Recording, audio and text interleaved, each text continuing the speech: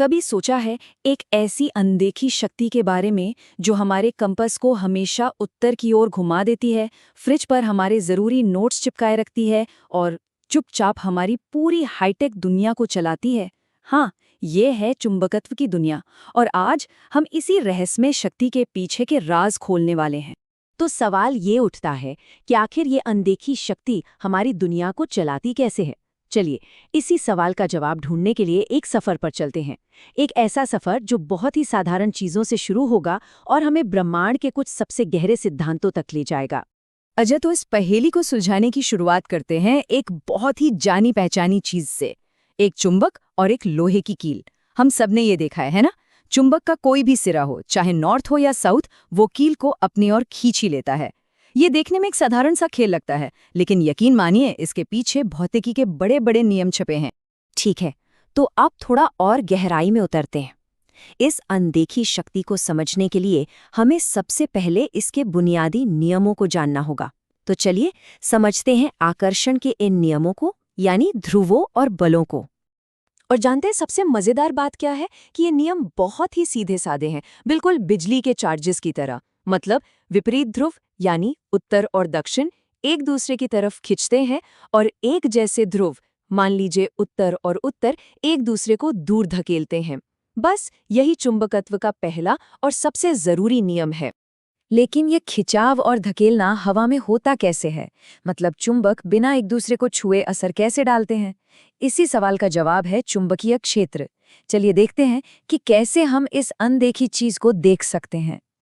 और ये देखिए क्या कमाल की चीज है। जब हम लोहे के बुरादे को एक चुंबक के चारों ओर बिखेरते हैं तो वो जादू की तरह इन खूबसूरत घुमावदार लाइनों में जम जाता है।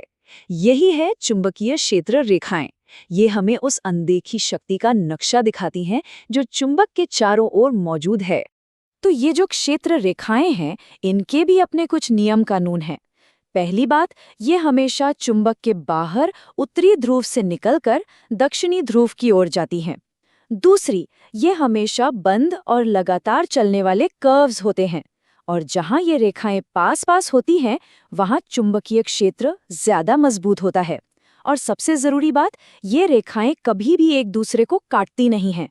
ये चुंबकीय क्षेत्रों की अपनी एक अलग ही भाषा है। अभी तक तो हम बात कर रहे थे स्थायी चुंबकों की, लेकिन असली कहानी में अब एक ट्विस्ट आने वाला है। एक ऐसा कनेक्शन जो हमारी पूरी दुनिया को बदल कर रख देता है। अब वक्त है बिजली के गुप्त जुड़वा का राज खोलने का। चुंबकत्व का सबसे बड़ा रहस्य है कि ये चलती हुई बिजली से बनता है। जी हाँ, हर बार जब कोई इलेक्ट्रिक चार्ज चलता है या कहे कि किसी तार में करंट दौड़ता है, तो वो अपने चारों ओर एक चुंबकीय क्षेत्र बना लेता है। ये एक ऐसी खोज थी जिसने सचमुच सब कुछ बदल कर रख दिया। देखिए, ये इसका सबसे सीधा साधा उदाहरण है। जब एक सीधे तार में करंट बहता है तो उसके चारों ओर गोल गोल चुंबकीय क्षेत्र रेखाएं बन जाती हैं। मतलब बिजली और चुंबकत्व असल में एक ही सिक्के के दो पहलू हैं। अच्छा, अब जरा और आगे बढ़ते हैं। अगर हम उसी सीधे तार को मोड़कर एक गोल लूप बना दें तो क्या होगा? तो चुंबकीय क्षेत्र रेखाएं उसके केंद्र में आकर जमा हो जाती हैं, जिससे वो और भी शक्तिशाली हो जाता है। हम करंट के रास्ते को बदलकर चुंबकीय क्षेत्र को आकार दे रहे हैं। और फिर सोचिए, अगर हम उसी तार को कई बार लपेट दें, एक कॉइल बना दें, जिसे सोलेनॉइड भी कहते हैं, तो नतीजा क्या होता है? हमें एक ऐसा चुंबकीय क्षेत्र मिलता है जो हूबहू एक स्थायी चुंबक जैसा दिखता है। कमाल है ना? हमने सिर्फ बिजली का इस्तेमाल करके एक चुंबक बना लिया। यही तो इलेक्ट्रोमैग्नेट का सिद्धांत है। ये सब तो ठीक है, पर हम इन अनदेखे क्षेत्रों की दिशा का पता कैसे लगाते हैं? हाँ, तो इसके लिए भौतिकी ने हमें कुछ बड़े ही आसान से तरीके दिए हैं। चलिए समझते हैं दाहिने हाथ के इन नियमों को। इससे कहते हैं दाहिने हाथ के अंगूठे का नियम। कल्पना कीजिए कि तार को दाहिने हाथ में पकड़ा है और अंगूठा करंट की दिशा दिखा रहा है। तो बस जिस तरफ आपकी उंगलियां मुड़ेंगी वहीं चुंबकीय क्षेत्र की दिशा होगी। है ना एकदम आसान? अब कहानी और भी दिलचस्प होने वाली है। क्या होता है जब हम एक करंट वाले तार को किसी दूसरे पहले से मौजूद चुंबकीय क्षेत्र में रख देते हैं? उस तार पर एक बल लगता है, एक धक्का या एक खिंचाव। ऐसा लगता है जैसे दो चुंबकीय क्षेत्र एक दूसरे से बात कर रहे हों। तो अब सवाल ये है कि ये धक्का या खिंचाव किस तरफ लगेगा। इसका जवाब देता है फ्लेमिंग का बाएं हाथ का नियम। अगर हम तर्जनी उंगली को क्षेत्र की दिशा में और बीच की उंगली को करंट की दिशा में रखें तो हमारा अंगूठा उस बल या गति की दिशा दिखाएगा। यही वो नियम है जो इलेक्ट्रिक मोटर के काम करने का आधार है। तो ये सब भौतिकी हमारे लिए मायने क्यों रखती है? क्योंकि ये जो बल है, ये जो धक्का है, ये सिर्फ किताबों की बात नहीं है। यही वो शक्ति है जो हमारी आज की दुनिया को चला रही है।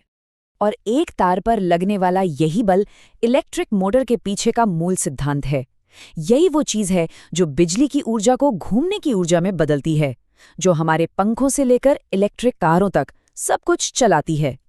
लेकिन कहानी यहीं खत्म नहीं होती। जरा सोचिए, अगर बिजली से चुंबकत्व बन सकता है तो क्या इसका उल्टा भी मुमकिन है? क्या चुंबक और गति से बिजली बनाई जा सकती है? जवाब है जी हाँ, बिल्कुल। और इसी जादुई घटना को कहते हैं विद्युत चुंबकीय प्रेरण। और यही सिद्धांत इलेक्ट्रिक जनरेटर की बुनियाद है। वही जनरेटर जो घूमने की ताकत को बिजली में बदलता है। वो बिजली जो हमारे घरों को, हमारे शहरों को रोशन करती है। तो देखिए, मोटर बिजली इस्तेमाल करती है और जनरेटर बिजली बनाता है। क्या गजब का तालमेल है ना?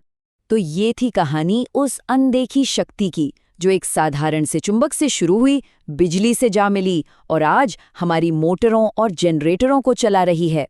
अब जरा सोचिए, अगर गति और चुंबकत्व मिलकर बिजली बना सकते हैं, तो प्रकृति में ऐसे और कितने गहरे राज, कितने मौलिक संबंध छिपे होंगे जो बस खोजे जाने का इंतजार कर रहे हैं।